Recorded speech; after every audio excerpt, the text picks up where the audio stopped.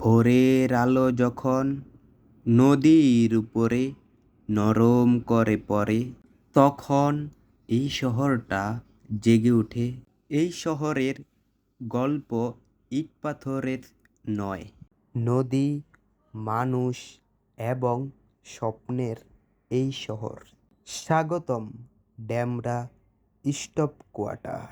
ঢাকার প্রাচীন ইতিহাসের অংশ হিসাবে ডেমরার নামটি আজও বহন করে এক ইতিহাসের গল্প।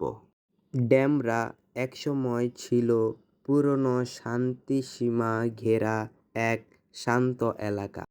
ইতিহাসবিদদের মতে ডেমরা স্টপ কোয়ার্টার নামটি এসেছে একসময় এখানে সরকারি কর্মচারীদের স্টপ কোয়ার্টার ছিল।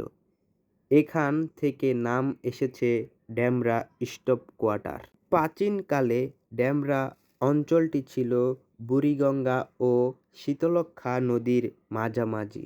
ডেমরার চারপাশে ছিল উর্বর জমি, ধান, পাট আরও শাকসবজির জন্ম এই এলাকায় ছিল বিখ্যাত।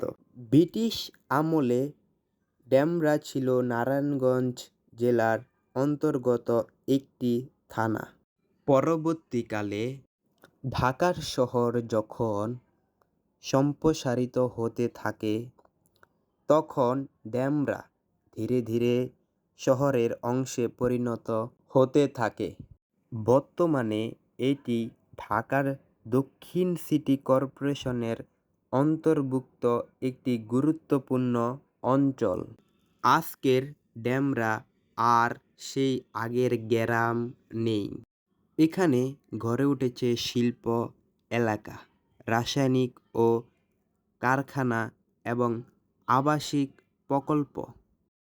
তবুও এখানে ডেমরার কিছু অংশ আছে সেই পুরনো ঢাকা, ঘরবাড়ি, সরু রাস্তা আর আন্তরিক মানুষের হাসিমুখে।